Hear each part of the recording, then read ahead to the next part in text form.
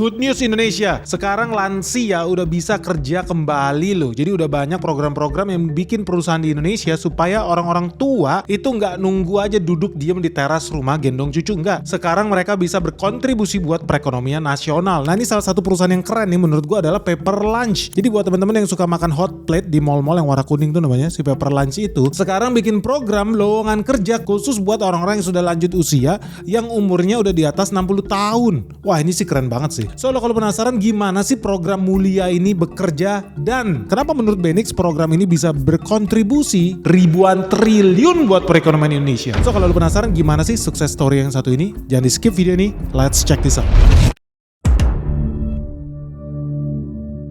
Jadi teman-teman keren banget nih ya, Pepper Lunch di Indonesia baru aja ngeluarin program khusus lowongan kerja buat lansia yang usianya di atas 60 tahun. Program ini sih sebetulnya terinspirasi dari Hong Kong sama Singapura. Jadi buat teman-teman nih ya, kalau lu sering ke Singapura atau Malaysia, lu pasti suka penasaran ya. Gue kalau makan di Singapura, di restoran, di cafe, di food court, itu kadang-kadang lu lihat ya, kok di sini yang ngelayanin gue bukan anak muda. Beda dengan di Indonesia, kalau lu lihat yang ngelayanin lu ya di cafe-cafe, restoran, pasti orang-orangnya cewek-cewek, cowok-cowok, mbak-mbak masih pada muda tuh. Banyak bahkan usianya masih 18 tahun, 22 tahun. Tapi kalau lu di Singapura, lu pernah bertanya-tanya gak sih? Kok yang ngelayanin lu kakek nenek guys? Umurnya 63 tahun, 70 tahun. Kok bisa ya? Jadi ini memang salah satu hal yang unik. Dan netizen suka sering ngaco kalau gue lihat. Netizen pada bilang, wah Singapura kejam. Masa orang udah tua disuruh kerja? Waduh itu goblok namanya. Justru ini bagus. Karena artinya negara membantu, memfasilitasi supaya senior citizen ya, orang-orang tua itu gak diem merengut di rumah. Malah dibuat orang tua itu terus bekerja supaya mereka nggak mati kebosanan, supaya mereka produktif, supaya mereka punya kebanggaan, ada kontribusi buat negaranya, buat keluarganya, dan nggak usah ngemis-ngemis sama anaknya. Jadi kalau banyak netizen-netizen yang suka menghina orang Singapura karena kesannya, oh dia nggak disayang sama anaknya kakek itu, oh kasihan dia ditelantarkan, oh kasihan umurnya udah tua kok masih kerja, enggak. Kalau gue melihat justru itu bagus.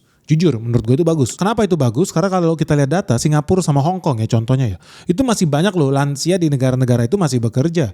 Lu bayangin, ada 31% orang-orang lansia di Singapura yang masih bekerja. Dan di Hong Kong sendiri, ada 153.000 lansia yang masih bekerja. Jadi dari kisah inspiratif inilah sebetulnya ya, Boga Group ya, atau di sini Pepper Lunch, mereka punya ide untuk memberikan kesempatan buat orang-orang di atas 60 tahun bergabung bersama perusahaan mereka. Ya, jujur kalau menurut gua ini sih keren banget sih. Ini bukan gua promosi atau gua marketingin si Boga Group ya, enggak. Mereka juga gak punya duit buat bayar gua. Tapi yang gua mau bilang adalah ini program yang sangat bagus. Kenapa? Karena ini ada hubungannya dengan situasi makroekonomi Indonesia. Dan gua akan sangat senang kalau makin banyak perusahaan di Indonesia yang mengcopy paste Pepper Lunch ini. Kenapa Om Benix? Nah ini alasannya, makanya lu jangan skip video ini. Jadi buat teman-teman lihat ya di layar kaca ya, di Indonesia ini masih banyak loh orang-orang tua lansia yang itu hidup hari-hari masih mengandalkan transferan dari anaknya untuk biaya hidupnya. Dan lebih sedih lagi, di saat yang sama mereka juga harus menyediakan, memprovide kebutuhan hidup untuk anaknya sendiri. Jadi lu bayangin, ini yang namanya sandwich generation. Lu tahu hamburger kan?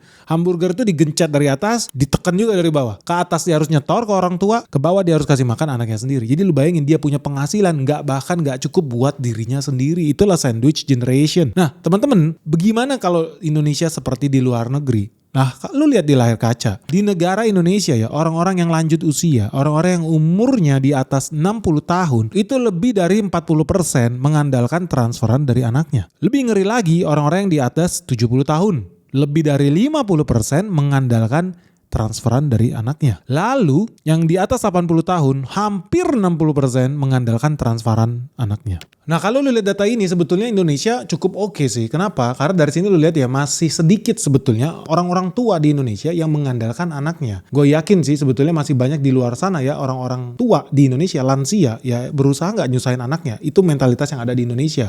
Nah ini akan jauh berbeda kalau teman-teman melihat data yang ada di Cina. Di Cina itu hampir 80% orang-orang yang usianya udah tua, umur 60 sampai 80 tahun, itu mengandalkan transferan dari anaknya. Makanya teman-teman nggak enak banget kalau lu jadi Gen Z di Cina. Gen Z di Cina saking sedihnya, bahkan ada Gen Z di Cina yang harus menghidupi orang tua dan kakek neneknya sekaligus. Makanya jangan heran ya tingkat di Cina itu ya gede banget. Begitu juga di negara-negara maju seperti di Jepang dan di Korea. Karena di Korea sendiri teman-teman lihat, orang-orang yang umurnya di atas 60 tahun itu hampir 60% mengandalkan transferan anaknya. Padahal biaya hidup di Korea sangat mahal. Yang umurnya di atas 70 tahun, hampir 70% juga mengandalkan transferan dari anaknya. Begitu juga orang-orang yang berusia 80 tahun, 80% mengandalkan transferan dari anaknya. Nah inilah teman-teman bahayanya kalau lu hidup tidak mempersiapkan hari tuanya. Lu hari tua lu gimana? Mau nyusahin anak lu dan mau nyusahin cucu lu. Ujung-ujungnya cucu lu banyak yang tuh kayak yang di Jepang, Korea, di Cina. Jangan sampai guys, jangan sampai. Makanya penting buat kalian belajar investasi sedini mungkin. Ya ujung-ujungnya buat lu juga. Karena nanti ketika lu di hari tua 60 tahun, 70 tahun lu gak usah nyusahin anak cucu lu. Gila lu, udah mau masuk kubu aja masih nyusahin orang. Jadi yang bener apa? Lu investasi sedini mungkin sehingga nanti ketika usia lu 60 tahun lu bebas finansial. Nah syukurnya ya Indonesia sebetulnya masih oke lah. Kenapa? Karena ya masih di bawah 60% lansia di Indonesia yang mengandalkan duit dari anaknya. Bener atau enggak guys? Tapi kalau lihat dari distribusi ekonomi di Indonesia, memang yang paling kaya raya di Indonesia itu adalah generasi baby boomers dan yang lebih tua lagi. Jadi memang piramida ekonomi Indonesia itu sangat-sangat menguntungkan orang-orang yang lahir sebelum generasi milenial. Artinya apa guys? Artinya lu yang lahir-lahir belakangan nih, generasi Z, generasi A, lu harus siap tambah nyungsep lagi. Tambah berat lagi hidup lu. Udah pasti.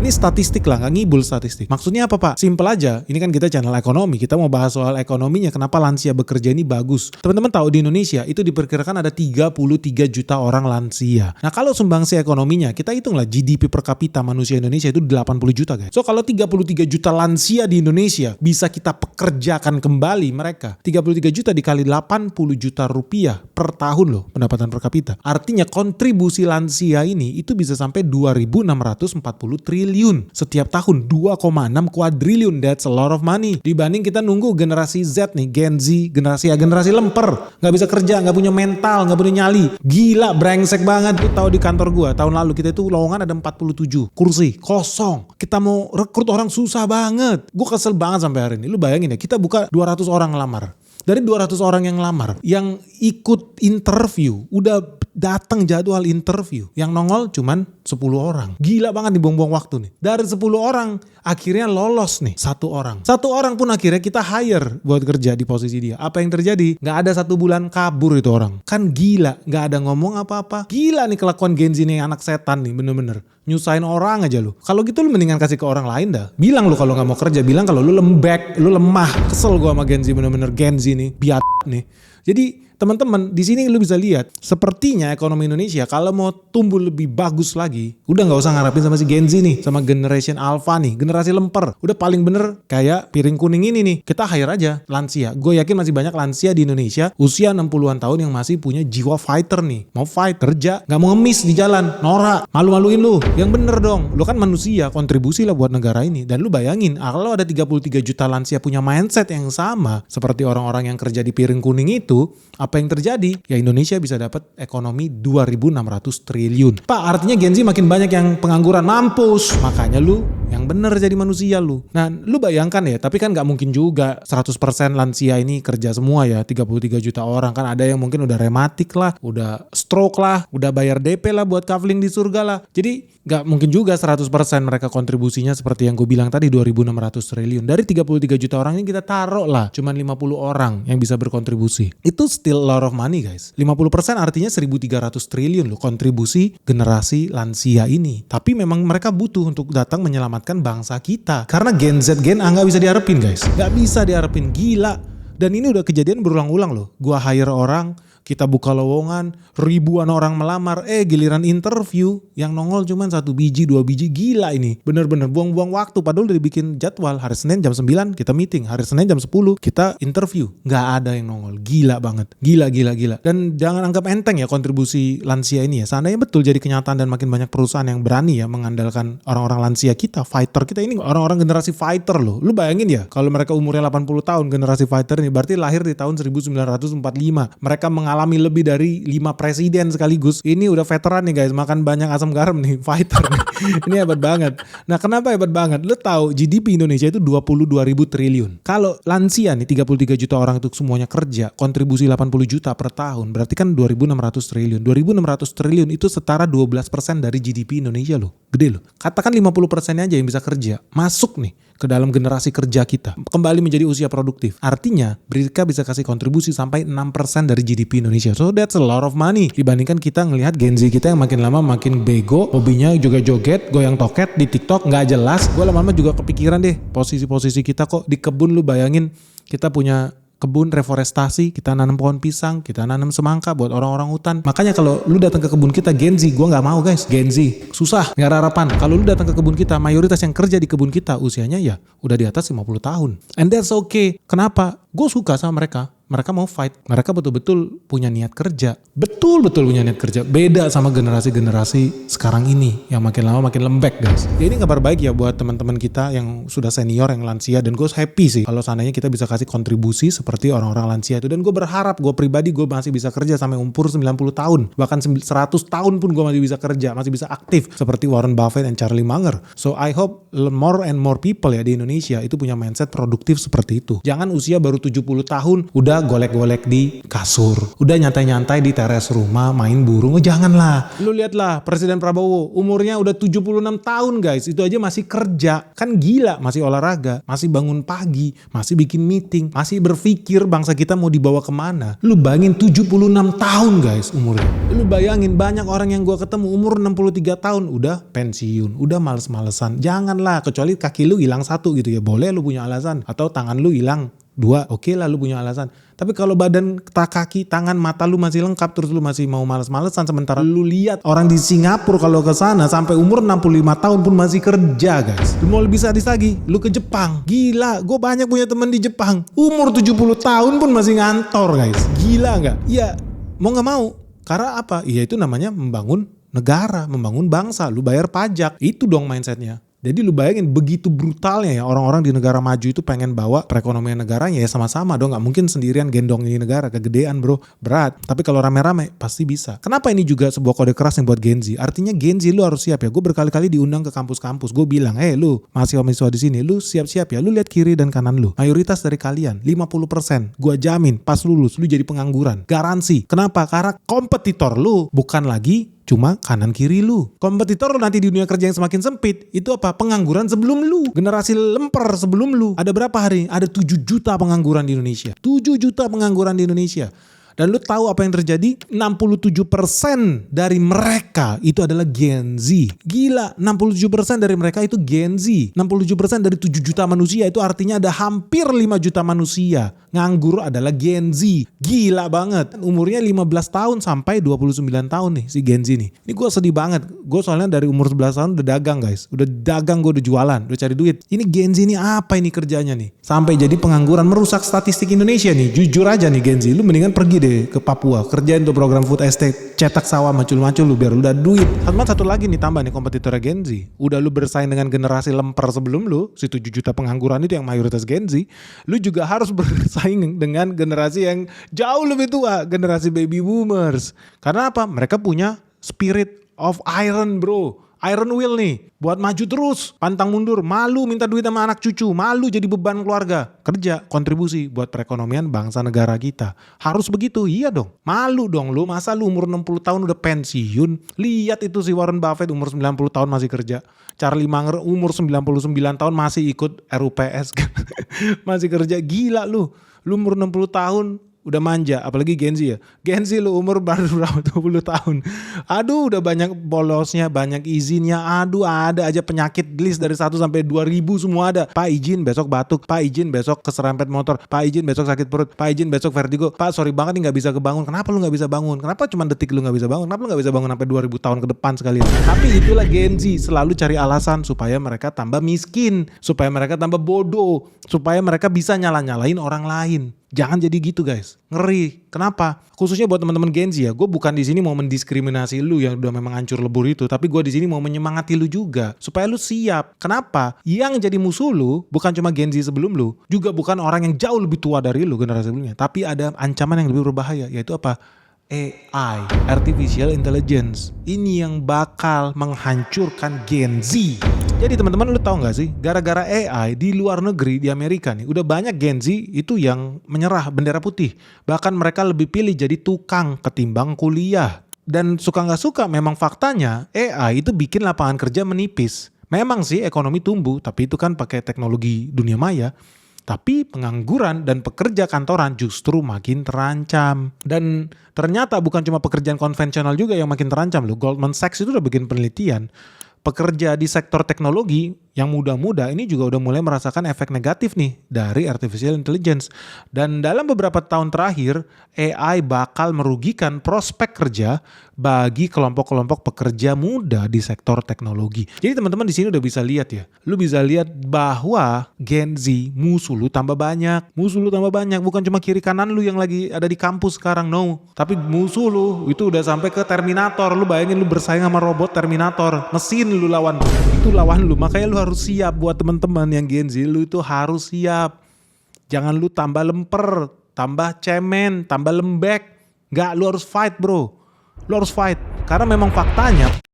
Guys, kemarin kita bikin video khusus spesial tentang masa depan batubara di tahun 2026. Teman-teman penasaran gak gimana kalau masa depan sektor yang lain? Apalagi kemarin Venezuela habis diculik presidennya. Harga minyak dunia akan seperti apa? Termasuk harga emas, harga silver yang tahun ini aja udah meroket lebih dari 100% dalam 1 tahun terakhir. Kita belum bicara soal sektor lain seperti pariwisata, sektor perbankan, sektor pertambangan. Apalagi kita sudah memasuki era di mana faktor geopolitik menjadi salah satu faktor yang paling penting dalam menyusun strategi ekonomi kalian. Jadi buat teman-teman para pelaku usaha, orang-orang di pemerintahan, duta besar sekalipun sampai akademisi dan investor yang ada di Indonesia, lu penasaran gak sih gimana sudut pandang Benix tentang outlook ekonomi Indonesia di tahun 2026 ini? Kalau lu penasaran, yuk segera join di acara spesial Benix Economic Outlook 2026 di Titan Center Bintaro hari Sabtu tanggal 24 Januari jam 2 siang. Segera daftarkan dirimu sekarang juga kalau yang mau ikutan acara spesial Benix Economic Outlook 2026, kursinya terbatas. Segera daftarkan dirimu melalui nomor WhatsApp yang ada di bawah ini atau scan kode QR Code yang ada di sini. Oke guys, sampai ketemu di Benix Economic Outlook 2026 hanya di Titan Center Bintaro. Karena memang faktanya PHK massal itu udah terjadi di mana-mana loh, di seluruh dunia. Ini gue ngasih video ini sebagai persiapan Gen Z ya, supaya lu menjadi mesin, supaya lu jadi fighter guys. Lu jangan cengeng. Lu lihat beritanya, Amazon PHK 30.000 orang karyawan gara-gara AI. Bukan PHK 1 biji ya, bukan PHK 2 biji. PHK 30.000 orang karena AI. Karena dengan AI sekarang, zaman dulu satu orang ngerjain pekerjaan buat satu orang.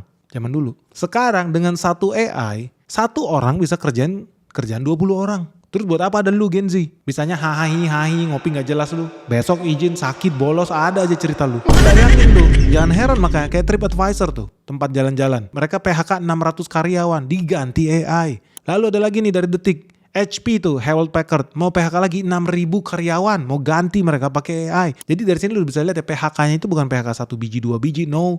Mereka PHK ribuan orang. So lu bayangkan kalau hari-hari ini aja orang di seluruh dunia, perusahaan di seluruh dunia berlomba-lomba PHK. Lu bisa bayangin ya life expectancy Gen Z di Indonesia. Itu bakal jadi apa? Begitu lu lulus kuliah. Lu kasih makan orang tua lu kasih makan kakek lu karena umur mereka makin panjang nih. Lu harus siap tuh buat itu. Di sisi lain lu mau kerja makin susah. Ada satu hal yang gak logis, kita buka lowongan kemarin buat fresh graduate dari salah satu alma mater gue sebetulnya. Gue kesel banget. Pengalaman kerja 0. Gue tanya lu minta gaji berapa? 20 juta. Setan lu. Bisa apa lu emangnya? Lu bisa gak bedain nih COGS sama CAGR? Gak bisa. Maluin aja. Terus ngapain lu ngelamar? Aneh. Bodoh banget. Betul-betul bodoh. Di era gue dulu demi dapetin pengalaman, kita bahkan rela kerja itu gak dibayar guys. Gue itu sempat kerja bahkan mungkin 2 atau 3 tahun itu. Gajinya mungkin ya hampir gak ada lah. Cuma cukup buat ganti uang transport. Itu pun udah bagus. Gak nombok. But that's the price we pay lah. Generasi-generasi fighter. Ya gue berharap sih Gen Z itu bisa begitulah. Tapi kalau gue melihat ke sini, sorry aja ya, apalagi lulusan-lulusan kampus-kampus negeri ini banyak betul-betul yang kayak lemper. Wah, siap-siap aja teman-teman, jujur deh, tulis di kolom komentar sini. Siapa kenalan lu, saudara lu, temen lu yang lulusan universitas negeri ternama, IPK gede, bagus, tapi sampai detik ini nganggur. Jujur aja, tulis. Gue yakin banyak. Gak kepake. Banyak lulusannya gak kepake nih. Kenapa? Mereka gak punya mental. Iron will. Lu gak punya tuh. Fight dong. Gak ada, gak jelas. Lu harus tahu value apa yang lu bisa kasih, kontribusi lu seperti apa. Lu kan manusia. Dan kalau lu masih belum yakin dengan yang gue bilang bahwa AI bakal menghancurkan hidup lu Gen Z, ya minimal preambul menuju full AI itu ada yang namanya perkembangan teknologi guys. Dan ini aja bisa mengancam Gen Z. Gen Z lu bayangin ya, lu ada kemungkinan semua Gen Z nih di Indonesia, lu ada kemungkinan lebih dari 60% bahkan lu bakal jadi pengangguran seumur hidup. Lu bayangin pengangguran seumur hidup permanen. Jadi kalau lihat KTP lu, pekerjaan, kalau gue di KTP gue pekerjaan gue petani by the way. Pekerjaan Gen Z, pengangguran seumur hidup. Ini bakal jadi title nih. Kalau lu gak dari sekarang kumpulin pengalaman lu, bangun portofolio lu. Harus dong, fight. Lu tahu di Cina hari-hari ini udah muncul penggantinya. Kalau zaman dulu di Indonesia masih ada orang-orang jagain pintu tol. Ngetap bayar duit. Aduh goblok banget, sayang banget. Buang-buang waktu. Padahal manusia yang sama bisa kita kerjain di tempat lain. Supaya mereka bisa menciptakan value yang lebih tinggi lagi, lebih bagus lagi buat negara ini. Ngapain mereka harus duduk di situ berjam-jam? Cuma buat kasih kembalian, gak jelas. Di Cina lu bayangin, itu udah dipikirkan sama negaranya. Pegawai toko-toko retail di sana, Indo April di situ, itu udah punah. Sebentar lagi bakal punah total, digantikan sama robot. 7-Eleven di Jepang, bahkan bukan cuma kasir, buat ngisi-ngisi rak yang ada di gudang-gudangnya mereka, itu mereka udah pakai robot. Buat ngepel lantai mereka udah pakai robot. Di Amazon sekalipun, gudang-gudang di Amazon buat ngisi kirim barang. Oh ini kirim ke Washington, ini kirim ke New York, ini kirim ke Las Vegas, ini kirim ke Texas. Itu udah pakai robot guys. Gudangnya isinya robot. Lampu mati di situ, hemat listrik lagi. Karena robot buat apa punya mata? Mereka punya sensor. Dan saking canggihnya lagi, ini perkembangan teknologi, belum ngomongin AI loh kita. Perkembangan teknologi di Amerika Serikat, lu tahu kasir-kasir di Amerika Serikat, mereka udah gak mau lagi gaji manusia. Mereka buka Zoom. Di kasir sekarang ada monitor, dikasih kamera, webcam, sama orang Filipina. Gajinya cuma 60.000 per jam. Lu lihat nih, di layar kaca nih. Toko-toko di Amerika Serikat udah mulai pakai Zoom. Lu bayangin Zoom. Mereka Zoom sama orang Filipin. Supaya apa? Gajinya lebih kecil, 60.000 per jam. Kalau lu bayar orang Amerika sendiri bisa di atas 200.000 sejam. Hemat mereka. Jadi lu bayangin Gen Z di Amerika aja udah terkencing-kencing nih. Ya siap-siap aja mereka. Mendingan mereka dari sekarang ngelamar dah jadi tentara. Biar bisa sibuk bunuhin warga negara orang lain. Minimal ada kontribusi buat perekonomian bangsa lu kan. Nah terus kalau di Indonesia gimana nih? Gen Z di Indonesia bakal terjadi perebutan lapangan kerja yang super brutal guys. Ya kayak di Amerika Serikat, lu bayangin lu mau jadi kasir di Amerika Serikat aja, kompetitor lu apa? Orang Filipina, harga lebih murah, pakai Zoom, call. Gila nggak? Nggak usah pakai visa kerja lu. Dia kerja dari rumahnya sendiri di Filipina, gaji lebih murah orang Filipina, UMR cuman nggak nyampe 3 jutaan.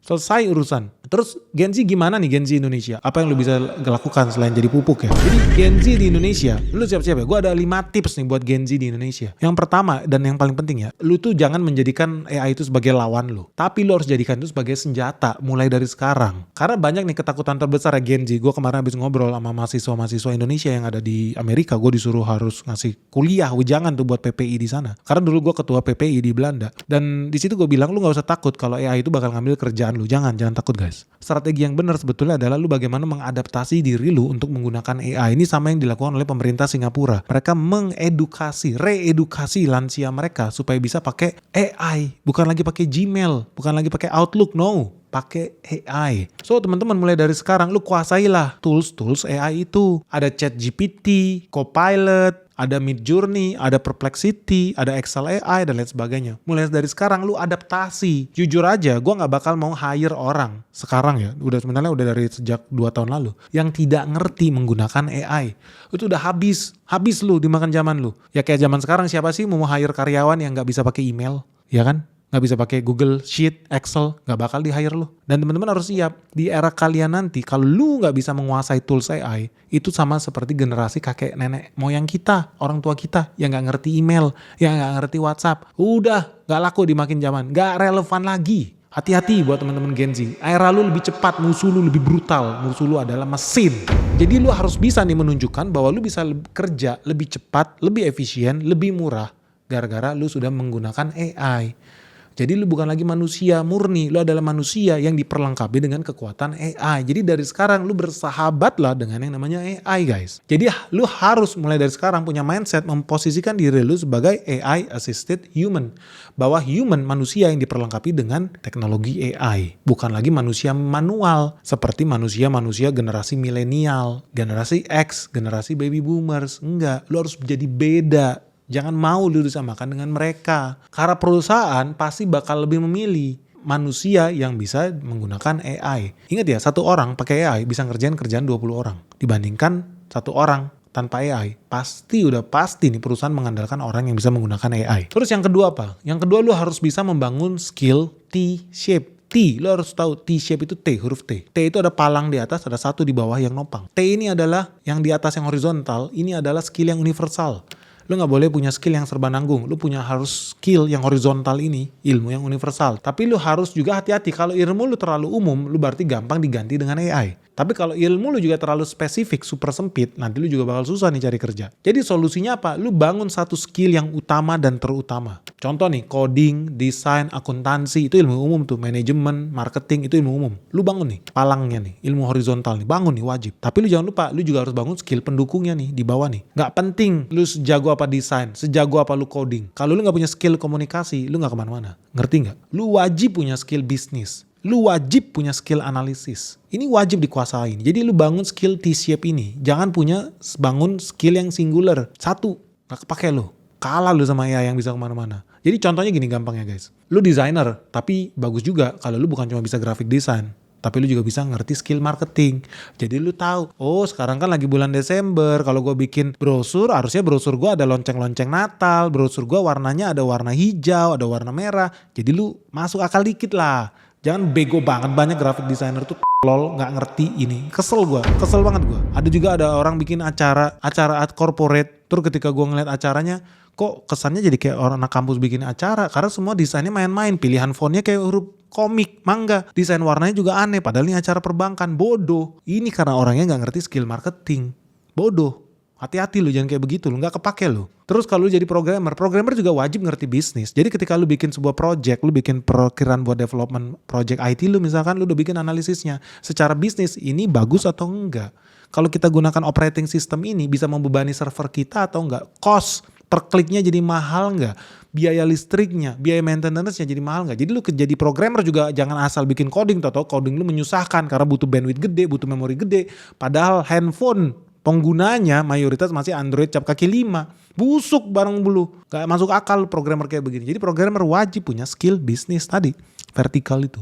Huruf T. Lu harus bangun ini. Dan sama juga kalau lu punya keahlian research, analisis data, lu juga harus kombinasikan dengan T ya. Yang vertikal ini. Ilmu apa? Misalkan storytelling.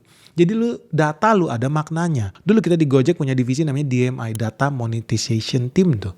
Jadi gimana caranya data itu bisa dimonetisasi? Oh jadi ketika ada orang mau buka toko burger, kita tahu di lampu merah mana yang bagus, jalan mana yang menjual. Tapi kalau jualan ayam geprek beda lagi kotanya. Kalau buka cabang beda lagi jalannya. Ini penting guys. Banyak orang punya data, tapi sedikit orang yang bisa storytelling. Membawa data itu menjadi sesuatu yang bermakna. Penting guys, makanya penting lu punya vertikal ini. Horizontal oke, tapi everybody has it.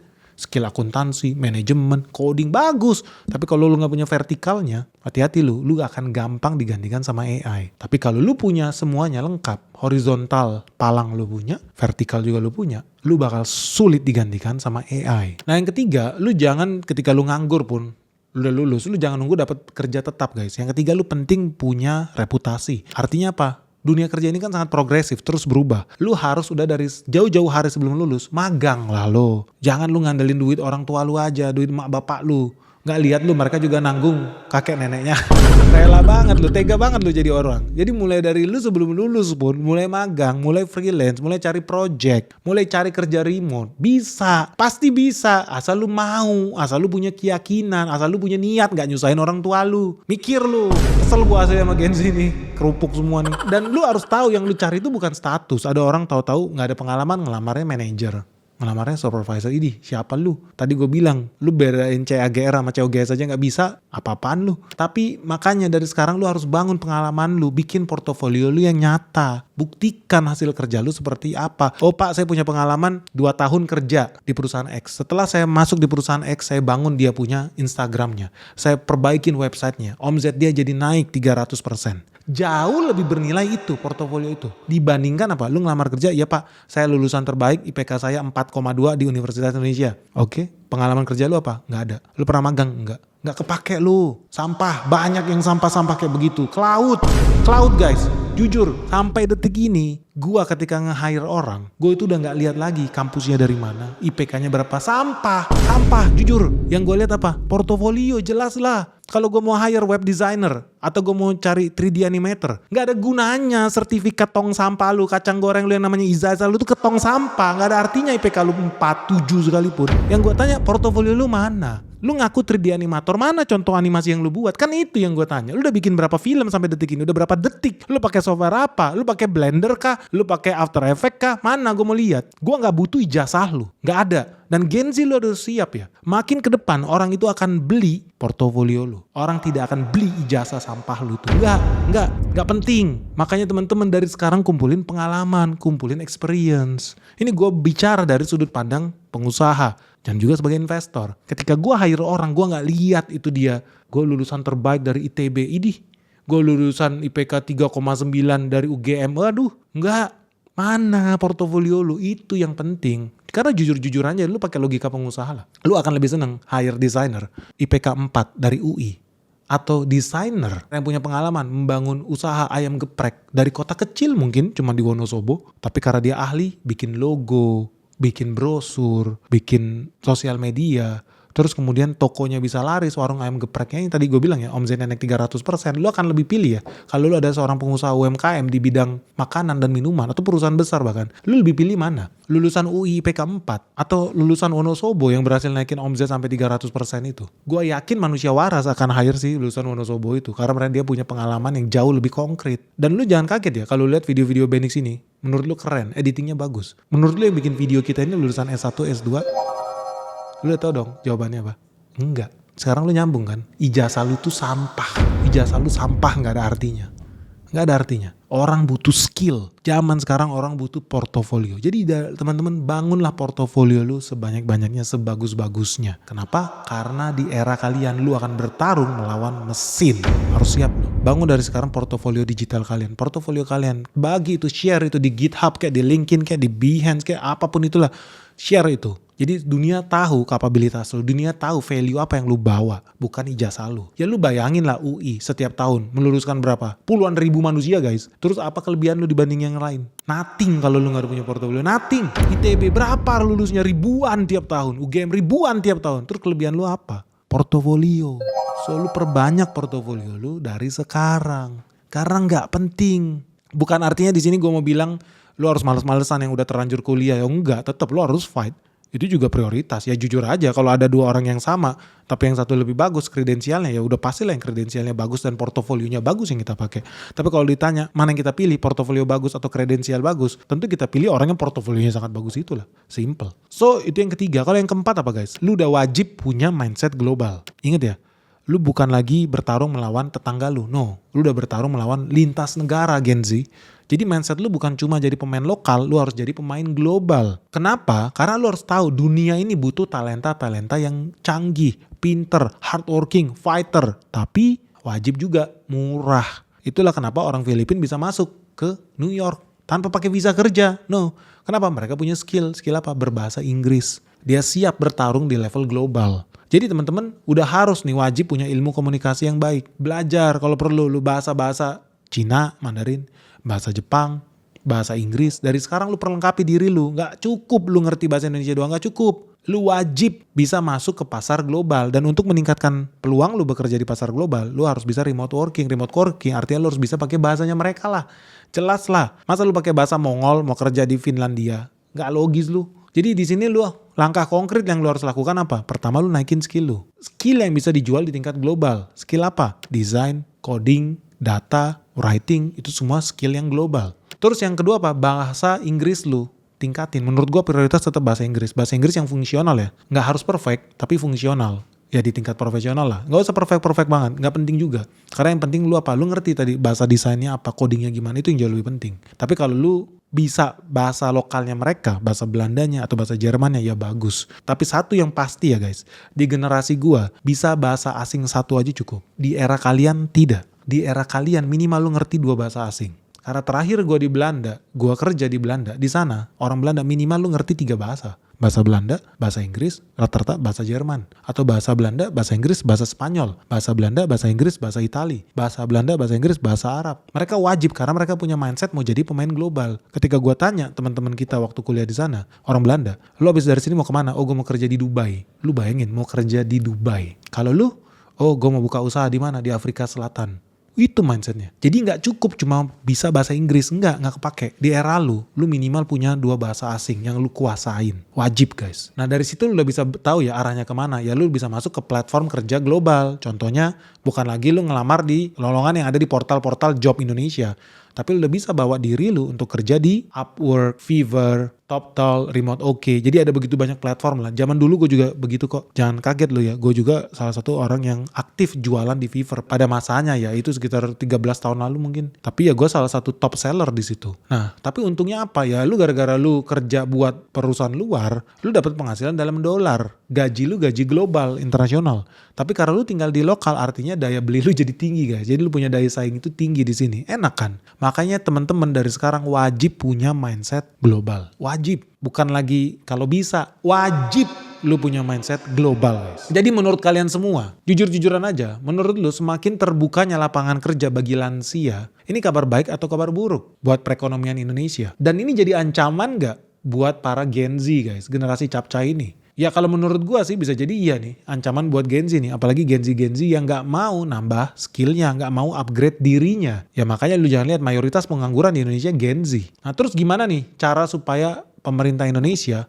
bisa mengatasi ya fenomena pengangguran Gen Z ini? Menurut lu negara mampu gak nih menghadirkan solusi yang konkret bagi para Gen Z di Indonesia? Ya salah satu tadi misalkan kalau lu mau kerja di luar negeri, punya mindset kerja jadi vendor atau bikin program atau bikin karya buat perusahaan asing dari Indonesia, tentu lu punya akses internet dah dan punya bahasa yang cukup ya. Ya untungnya negara udah siapin sebetulnya, makanya ada program internet cepat, hemat, murah. Dan ini penting, betul-betul penting buat jadi fokus pemerintahan kita sebetulnya. Kenapa? Karena Indonesia lagi dalam masuk fase bonus demografi yang betul-betul harus bisa kita manfaatkan Gen Z ini sebaik mungkin. Jangan sampai mereka malah justrunya bergabung ormas-ormas gak jelas.